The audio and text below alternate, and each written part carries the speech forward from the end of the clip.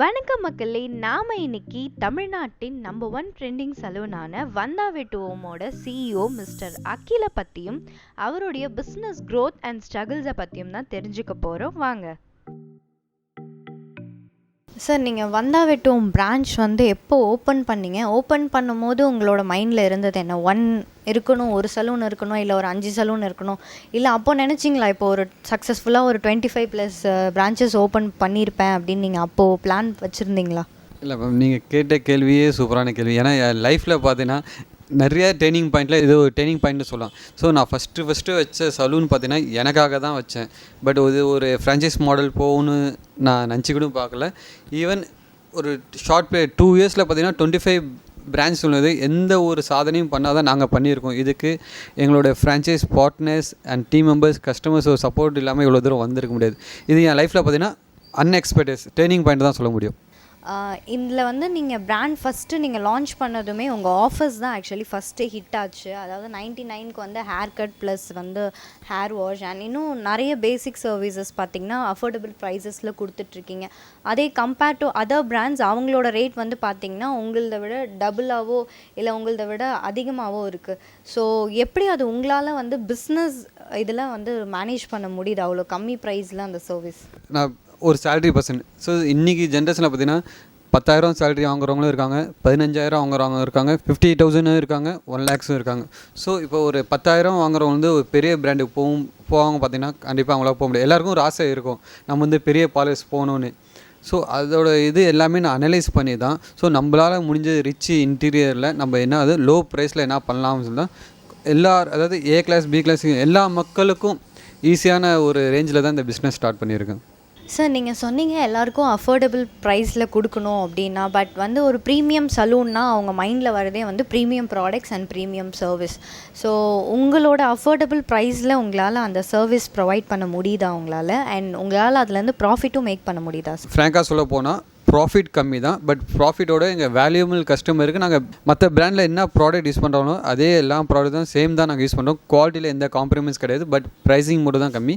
But எங்களால் best service எவ்வளோ கொடுக்க முடியுமோ கொடுக்குறோம். அதுக்கான எங்களுக்கு வாக்கிங்ஸ் நிறைய இன்க்ரீஸ் ஆகிருக்கு. அதுவே எங்கள் சக்ஸஸ் தான் சொல்லுவோம். நீங்கள் 25+ ஃப்ரான்ச்சைஸ் இப்போ கொடுத்துருக்கீங்க. பட் நீங்கள் ஒரு சலூன் ஸ்டார்ட் பண்ணும்போது உங்களுக்கு இருந்த ஸ்ட்ரகிள்ஸ் அண்ட் நீங்கள் என்ன மாதிரி விஷயங்கள் ஃபேஸ் பண்ணீங்க, என்ன லேர்ன் பண்ணீங்க, அண்ட் எந்த பாயிண்ட் உங்களை ஒரு ஃப்ரான்ச்சைஸ் கொடுக்கலாம் அப்படின்னு அடுத்த ஒரு பிஸ்னஸ் ஸ்டெப்க்கு உங்களை கொண்டு போச்சு சார்? எனக்கும் இந்த இண்டஸ்ட்ரிக்கு சம்மந்தம் கிடையாது. ஓகே, அப்படி இருக்கும்போது என்னாலையும் பிஸ்னஸ் பண்ண முடியும். ஸோ என்னாலையும் பார்த்தீங்கன்னா நான் ஒரு சேலரி பர்சனாக இருந்துட்டு இன்றைக்கி ஒரு பிஸ்னஸ் மேனாக இருக்கும்போது ப்ராஃபிட் நிறையா பார்த்தேன். ஓகே, எல்லாேருக்கும் ஸ்டார்டிங்கில் ஒரு பயம் இருக்கும். எனக்கும் ஃபைனான்ஸ் இஷ்யூ இருந்தது. யாருமே சப்போர்ட் பேக்கப்னு எதுவுமே கிடையாது. பட் என்னுடைய செல்ஃப் கான்ஃபிடென்ட்டில் தான் ஃபஸ்ட்டு பிரான்ச்சை நான் ஓப்பன் பண்ணேன். ரெண்டாவது பார்த்தீங்கன்னா இந்த பிஸ்னஸ்க்கு சம்மந்தம் இல்லாமல் இந்த பிஸ்னஸை பற்றி நான் லேர்ன் பண்ணேன். ஃபஸ்ட்டு நான் பிஸ்னஸை லேர்ன் பண்ணேன். அப்புறம் என் மேலே கான்ஃபிடென்ட் போட்டேன், என்ன புரிஞ்சுக்கிட்டேன். ஸோ இது சக்ஸஸாக பண்ண முடியும்னு சொல்லி ஆரம்பித்தது தான். ஸோ அதே போல் தான் ஃபஸ்ட்டு நான் ஃப்ரான்ச்சைஸ் ஒருத்தர் கேட்டார். எப்போவுமே ஒரு பிராண்டு ஒரு 10 அவுட்லெட்ஸோ 20 அவுட்லெட்ஸோ ஹிட் ஆனால் தான் ஃப்ரான்ச்சைஸ் கேட்பாங்க. பட் எனது செகண்ட் அவுட்லெட்டே ஒரு ஃப்ரான்ச்சைஸ் மாடல். அதுவே எனக்கு லைஃப்பில் திருப்பம்னு தான் சொல்லுவேன். ஸோ எப்படின்னா நான் எதிர்பார்க்காத வெற்றி என்னுடைய கஸ்டமர் எனக்கு கொடுத்தாங்க. ஸோ அதுவே எனக்கு மோட்டிவாக தான் இருந்தது. ஒருத்தவங்க ஃப்ரான்ச்சைஸ் கேட்கும்போது அதுவே எனக்கு மோட்டிவ். அதுதான் எனக்கு அடுத்த ஸ்டெப்ஸ் எடுத்துகிட்டு போச்சு. என்னுடைய கஸ்டமர்ஸை பார்த்தீங்கன்னா நிறையா வேலை சார் நான் லாங்லேருந்து வரோம், ஸோ எங்களுக்கு ரொம்ப கஷ்டமாக இருக்குது, சீக்கிரமாக மிக விரைவில் நிறையா பிரான்ச் ஓப்பன் பண்ணுங்கன்னு சொல்லுவேன்.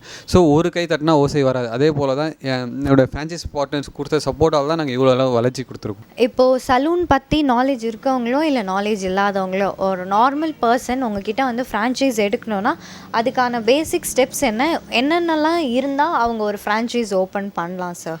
அதுக்கான இன்வெஸ்ட்மெண்ட்லேருந்து எல்லாமே என்னை பொறுத்த வரைக்கும் பார்த்தீங்கன்னா இந்த பிஸ்னஸ் பொதுவாக எந்த பிஸ்னஸ் ஆனாலும் அந்த பிஸ்னஸ் ரொம்ப ரொம்ப ரொம்ப ஈஸி. பிஸ்னஸில் சொல்லுவாங்க நிறையா கஷ்டம்னு. என்னை பொறுத்த வரைக்கும் கஷ்டம்னு நான் பார்க்கல. பிஸ்னஸை அண்டர்ஸ்டாண்ட் பண்ணிட்டாலே அது ஈஸி. ஸோ ஒரு ஃப்ரான்ச்சைஸ்னு ஒருத்தவங்க எடுக்கிறவங்க நினைக்கிறவங்க ஃபஸ்ட்டு பார்த்தீங்கன்னா அவங்களோட செல்ஃப் கான்ஃபிடென்ட். ஸோ அவங்க மேலே அவங்க நம்பிக்கை இருந்தாலே எந்த ஒரு பிஸ்னஸும் ஜெயிச்சிடலாம். அதே போல் தான் நான் ஜெயிச்சது தான் என் மேலே நம்பிக்கை வச்சேன். அதே போல் தான் நீங்கள் ஒரு பிஸ்னஸ்ன்னு இருக்குன்னா ஃபஸ்ட்டு உங்களை நம்பணும், உங்கள் மேலே கான்ஃபிடென்ட் இருக்கும். நம்ம இந்த பிஸ்னஸில் ஜெயிக்க முடியும்னு நினச்சா கண்டிப்பாக ஜெயிப்பீங்க. அதாவது நிறைய பேர் சொல்லுவாங்க எனக்கு ஃபைனான்ஷியல் இஷ்யூ இருக்குது, ஃபைனான்ஷியல் இஷ்யூனா செகண்டரி தான். ஸோ உங்களுக்கு பிஸ்னஸ் பண்ணணும்னு நினச்சா துணிஞ்சு இறங்கணும். அதுக்கான ஃபுல் சப்போர்ட் வந்து நான் பண்ணுவேன். நம்ம வந்தாவிட்டம் ஃப்ரான்ச்சைஸ் பார்த்தீங்கன்னா 8 to 12 lakhs பட்ஜெட்டில் இருக்குது. ஸோ இதில் மென்ஸ் சலூனும் இருக்குது, அதே போல் ஃபேமிலி சலூனும் இருக்குது. இப்போ அப்கமிங்கில் லேடிஸ்க்கு மட்டும் நம்ம வந்து தனியாக ஒரு ஃப்ரான்ச்சைஸ் மாடலில் கொண்டு வரோம். சார் இப்போ ஒரு ஃப்ரான்ச்சைஸ் ஓப்பன் பண்ணோன்னா இடம், இன்டீரியர் அண்ட் மேன் பவர் இது எல்லாமே தேவை. அண்ட் இதுக்கப்புறம் நான் ஓப்பன் பண்ணதுக்கப்புறம் கண்டிப்பாக ப்ராடக்ட்ஸ் தேவை, மார்க்கெட்டிங் தேவை. ஸோ வந்தாவிட்டோம் பிராண்ட் சைட்லேருந்து ஒரு ஃப்ரான்ச்சைஸ் ஓப்பன் பண்ணுறவங்களுக்கு இதில் நீங்கள் என்னெல்லாம் ப்ரொவைட் பண்ணுறீங்க சார்? அண்ட் அதோட காஸ்ட் ஸ்ட்ரக்சர் எப்படி இருக்கும்? லைக் மென் சலூன் மட்டும் ஓப்பன் பண்ணுறவங்களுக்கு என்ன starting structure, and unisex start பண்ணணும்னு நினைக்கிறவங்களுக்கு என்ன சார் ஸ்ட்ரக்சர்? ஆக்சுவலி ஒருத்தவங்க பிஸ்னஸ் பண்ணணும்னு ஆசைப்பட்டாலே அவங்க வந்து என்னை அப்ரோச் பண்ணலாம். ஓகேவா? அதாவது இந்த இண்டஸ்ட்ரிக்கு உங்களுக்கு சம்மந்தம் இல்லைனாலும் போகிற நிறைய பேர் ஐடி பர்சனுங்க இந்த பார்த்தீங்கன்னா 25 அவுட்லெட்டில் பார்த்தீங்கன்னா இந்த இண்டஸ்ட்ரிக்கு சம்மந்தப்பட்டவங்க ஒருத்தவங்க பட்டால் மீதி இருக்கவங்க யாருக்குமே இந்த இண்டஸ்ட்ரி வந்து தெரியாதவங்க தான். பட் அதே இதில் இந்த சக்ஸஸ் பார்த்தீங்கன்னா 2 அவுட்லெட்ஸ்னால் ஓப்பன் பண்ணியிருக்காங்க, 2வது ஓப்பன் பண்ண 3வது போகிறாங்க. ஸோ இதுவே பார்த்தீங்கன்னா கஸ்டமர் சப்போர்ட்ஸ்லேருந்து எல்லாமே இருக்குது. ஸோ இப்போ பார்த்தீங்கன்னா இன்டீரியர்லேருந்து எக்ஸ்டீரியர்லேருந்து மேன் பவர்லேருந்து எல்லாமே நம்மளே கொடுத்துருவோம். ஸோ ஒரு பிஸ்னஸ் ஆசைப்படுறவங்க அவங்க வந்து ஒர்க் ஃப்ரம் ஹோம், லைக் நம்ம ஐடி கம்பெனி போல் தான் ஒர்க் ஃப்ரம் ஹோம் போல் இதுலேயும் நம்ம வந்து ஒர்க் ஃப்ரம் ஹோம் எல்லாமே வந்து எங்கள் மேனேஜ்மெண்ட் பார்த்துக்குவோம். டைமில் பார்த்தீங்கன்னா லொக்கேஷன் வந்து நம்ம மார்க்கெட்டிங் டீம் இருக்குது, அவங்களே அனலைஸ் பண்ணி உங்களுக்கான லொக்கேஷனும் அவங்களே சர்வே பண்ணி கொடுத்துருவாங்க. அதே போல் இன்டீரியர் ப்ராஜெக்ட் பார்த்தீங்கன்னா 20 to 30 days ஆகும் ஒரு சலூன் ஓப்பன் பண்ணுறதுக்கு. இதே மாதிரி சலூன் ரிலேட்டடான வீடியோஸையும் அண்ட் வந்தாவிட்டுவம் பற்றின வீடியோஸ் எல்லாம் நீங்கள் பார்க்கணுன்னா நம்ம சேனலை மறக்காமல் சப்ஸ்கிரைப் பண்ணிக்கோங்க.